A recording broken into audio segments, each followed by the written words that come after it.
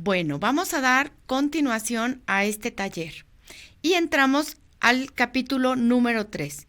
El capítulo número 3 lleva como título ¿Quién es el otro? ¿Y quién es el otro? Nos vamos a referir al enemigo de Dios, ¿sí? Entonces vamos a comenzar con una oración muy bonita que dice: en el nombre de Dios Padre, Dios Hijo, Dios Espíritu Santo. Amén. En el nombre de Dios, de la Santísima Trinidad, del Padre, del Hijo Unigénito y del Espíritu Santo, apártense espíritus malignos para que no puedan ver ni oír nuestras actividades o nuestros planes, y para que no puedan engañarnos ni perseguirnos, ni interferir en nuestros planes y proyectos o causar confusión en nuestros esfuerzos para servir a Dios. El Señor nuestro Dios les ordena que se aparten y nunca vuelvan. Oh Señor Santísimo y Todopoderoso, haznos invisibles a nuestros enemigos. Amén. Bueno, comenzando este capítulo, vamos a entrar a ver el Catecismo de la Iglesia Católica. Y en el Catecismo de la Iglesia Católica tenemos la caída de los ángeles. Y dice así: tras la elección desobediente de nuestros primeros padres, se halla una voz seductora, opuesta a Dios. Génesis 3, 1, 5. Que por envidia los hace caer en la muerte. La Escritura y la tradición de la Iglesia ven en este ser un ángel caído, llamado Satanás o Diablo. Juan 8:44, Apocalipsis 12:9. La Iglesia enseña que primero fue un ángel bueno, creado por Dios, pero ellos se hicieron a sí mismos malos. La Escritura habla de un pecado de estos ángeles, la elección libre de estos espíritus creados que rechazaron radical e irrevocablemente a Dios y a su reino. El diablo es pecador desde el principio, 1 de Juan 3:8, padre de la mentira. Ha seducido al hombre a desobedecer a Dios. El poder de Satán no es infinito. La existencia de Satanás es dogma de fe. Está definido en el Concilio Lateranense IV. Dice el concilio: creemos firmemente y confesamos sinceramente que el diablo y demás demonios fueron creados por Dios, mas ellos por sí mismos se hicieron malos. El pecado del demonio fue la soberbia. ¿Qué nos dice la Biblia? La Biblia nos dice que Dios creó a los ángeles y que algunos pecaron y fueron condenados para siempre. Estos son los demonios. Los demonios son ángeles caídos. El cardenal Medina subrayó que el influjo nefasto del demonio y de sus secuaces se ejerce habitualmente a través de el engaño, la mentira y la confusión. Desde siempre, la mentira ha sido su estrategia preferida. Engaña a los hombres, engaña haciéndoles creer que la felicidad se encuentra en el dinero, que la felicidad se encuentra en el poder y que la felicidad se encuentra en la concupiscencia carnal. Engaña a los hombres haciéndoles creer que, persuadiéndoles de que no tienen necesidad de Dios y de que son autosuficientes, nosotros las personas, sin la necesidad de la gracia y de la salvación. Es más, haciéndoles desaparecer el sentido del pecado, sustituyendo la ley de Dios como un criterio de moralidad. El demonio es un ser inteligente, no humano, que induce a los hombres al mal, pero se le puede vencer con la ayuda de Dios. En la Biblia parece clara su existencia en la tentación de Eva, en las pruebas de Job y sobre todo en el Evangelio. Cristo, para rechazar a Pedro, que le proponía huir de la cruz, le dice: apártate de mí, Satanás. Es decir, Cristo supone que Satanás es alguien. Si no, de este modo de hablar no tendría sentido. San Pedro llama a Satanás nuestro adversario y afirma que anda buscando el modo de cómo hacernos daño. En otra ocasión, Cristo afirma que Él expulsa al demonio. El Padre Amort dice que el mayor éxito de Satanás sigue siendo el hacer creer a todos que no existe. Y casi que lo está consiguiendo. En el Nuevo Testamento se mencionan 62 veces como demonio, 33 veces como diablo, 36 veces como Satán y muchos otros nombres más que aparecen en la Sagrada Escritura. Ahora, voy a leerles algunos textos de la Sagrada Escritura. Y vamos a empezar con Efesios 6:12. Y esto lo traje aquí preparado muy a la mano para comenzar a leer. Y dice San Pablo VI, el mal no es solamente una deficiencia, sino una eficiencia, un ser vivo, espiritual, pervertido y perversor, terrible realidad, misteriosa y pavorosa. Se sale del cuadro de la enseñanza bíblica y eclesiástica quien se niega a reconocer su existencia. San Pablo VI. Ahora, empezamos con Efesios 6:12. En Efesios, que esta cita es muy conocida, dice que no es nuestra lucha contra sangre y carne, sino contra los principados, contra las potestades, contra los poderes mundanales de las tinieblas de este siglo, contra las huestes espirituales de la maldad que andan en las regiones aéreas. Efesios 6:12. Ahora vamos a leer la siguiente cita, que es 2 de Pedro 2:4. Porque Dios no perdonó ni siquiera a los ángeles cuando pecaron, sino que los lanzó al Tártaro, manteniéndolos en pozos de oscuridad, listos para el juicio. Mateos 12:26.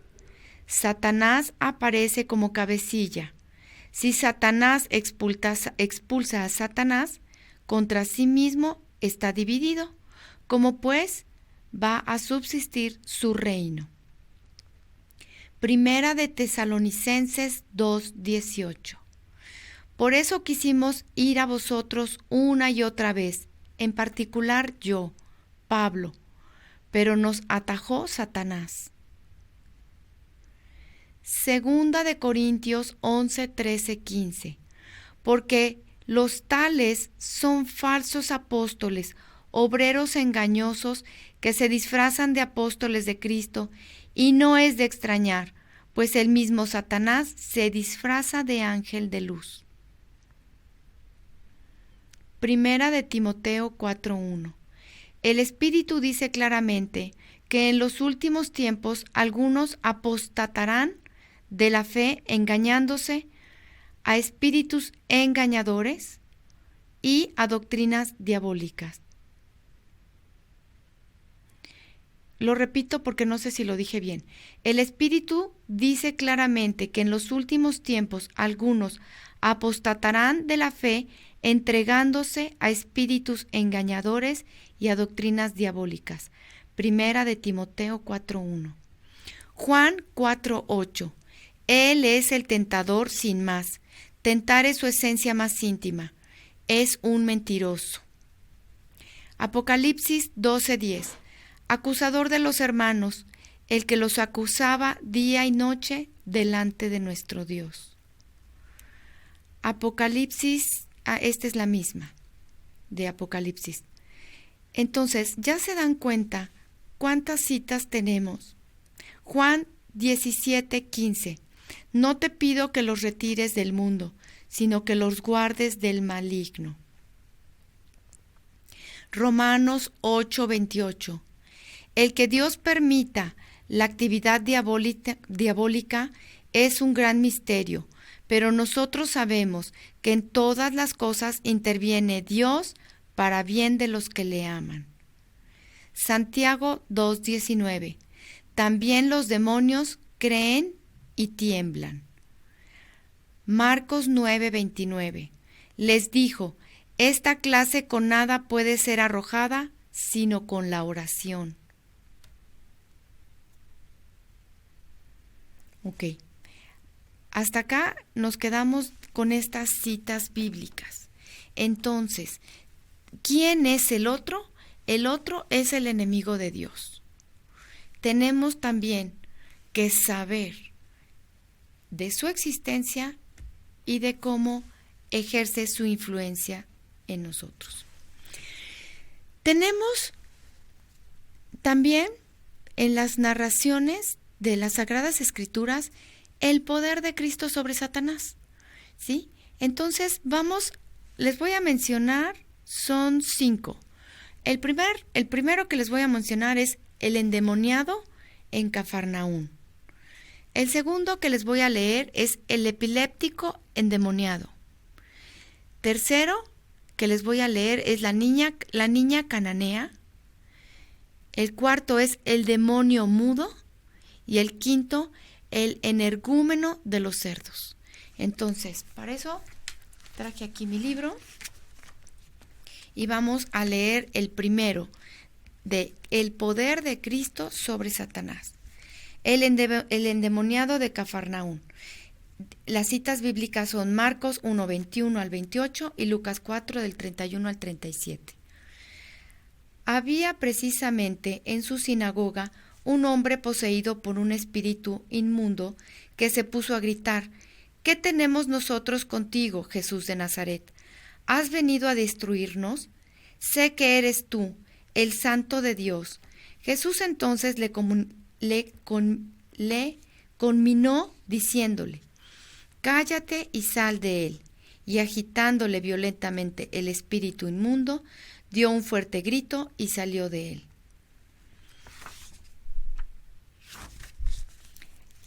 El epiléptico endemoniado lo encontramos en Mateo 17:14 al 18, Marcos 9:14 al 29 y Lucas 9 del 33 al 45.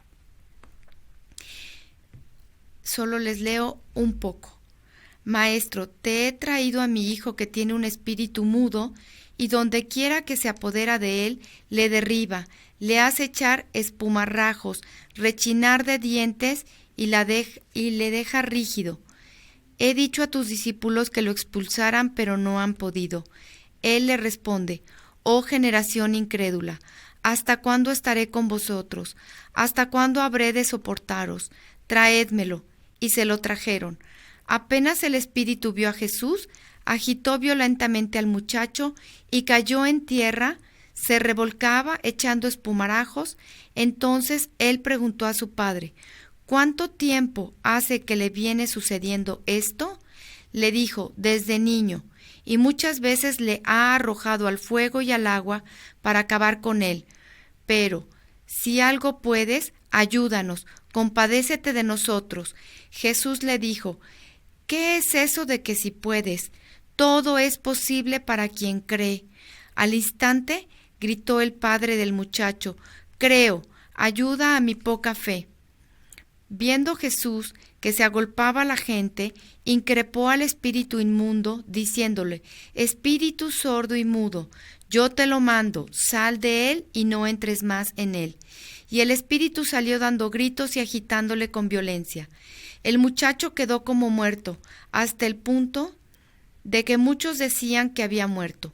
Pero Jesús, tomándole de la mano, le levantó y él se puso en pie. Cuando Jesús entró en la casa, le preguntaban en privado a sus discípulos: ¿Por qué nosotros no pudimos expulsarle? Les dijo: esta clase de demonios con nada puede ser arrojada, sino con la oración y con el ayuno. La siguiente narración es la niña cananea. Está en Mateo 15, 21 al 28 y Marcos 7 del 24 al 30.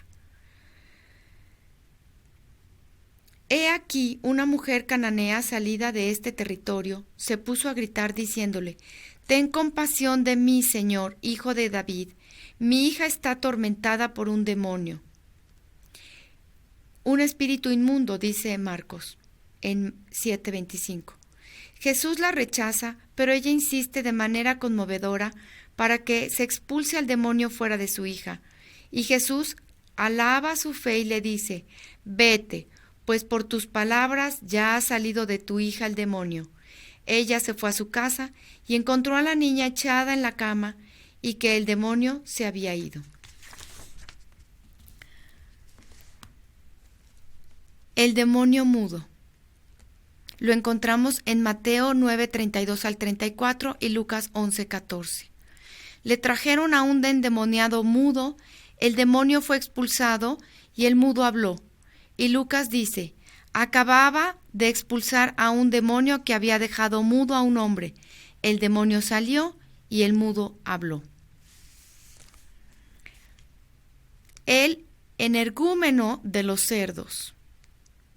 Está en Marcos 5 del 1 al 20, Mateo del 8 al 28, Mateo 8 del 28 al 34 y Lucas 8 del 26 al 39.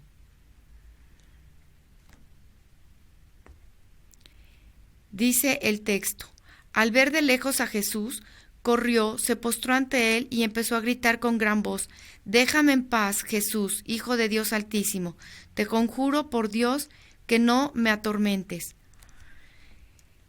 Jesús le preguntó: ¿cómo te llamas? Él contestó: me llamo Legión, porque había entrado en él muchos demonios y le rogaban insistentemente que no los enviase fuera de la región. Ok. Y así podemos tener muchos otros ejemplos, por ejemplo, el de María Magdalena, de quien Jesús había echado 7 demonios. En otro momento dice: Jesús curaba a muchos pacientes de diversas enfermedades y lanzaba a muchos demonios, pero no les dejaba hablar porque le conocían. Y dice acá, Lucas menciona: los demonios salían y vociferaban diciendo: tú eres el Hijo de Dios, pero él les conminaba y no les permitía hablar, pues sabían que él era el Hijo de Dios. Así podemos tener tantos ejemplos. Aquí, pues dice, le decían a Jesús: hasta los demonios se nos sometían en tu nombre, dicen los apóstoles. Entonces, como podemos darnos cuenta, este capítulo es para conocer que existe el mundo de la luz y el mundo de las tinieblas, el mundo de la luz y el mundo de la oscuridad, el mundo de la santidad y el mundo de la perdición. Y que el otro, que es el enemigo de Dios, como ya hemos mencionado, trabaja a través de la mentira. Lo que quiere es que no lleguemos al destino, a la bienaventuranza, al reino de los cielos. Y pues aquí nos está diciendo que en la narración de la Biblia, que los ángeles son ángeles caídos y que cuidado, porque también, como es el padre de la mentira, cuidado con esas mentiras. Ahora, si podemos mirar una vista rápida de cómo está el mundo de hoy, realmente el mundo de hoy está en la confusión, vivimos en la mentira y vivimos con unas creencias y con un modo de pensar que realmente nos aparta mucho de las santas enseñanzas.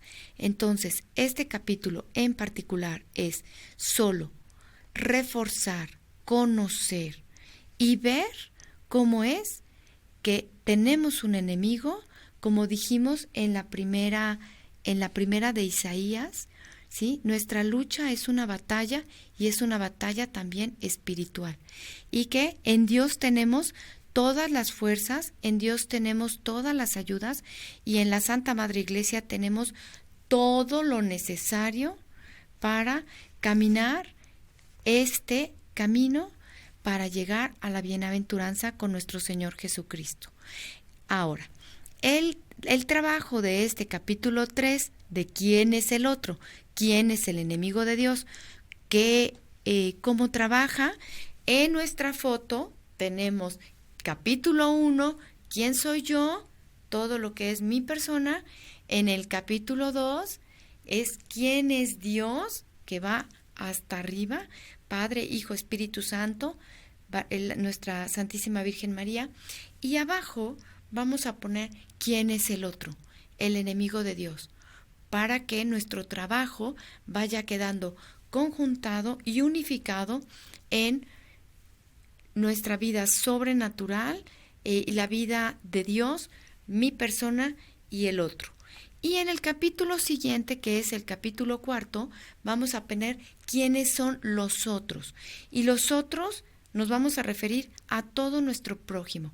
Nosotros somos seres sociales, la persona es un ser social y siempre estamos en relaciones unos con otros. En cada momento, y aún con esto y de la pandemia y con esto que andamos, hemos estado un tiempo confinados, siempre estamos en relación con los demás. Somos seres sociables. Entonces el siguiente capítulo es ¿quiénes son los otros?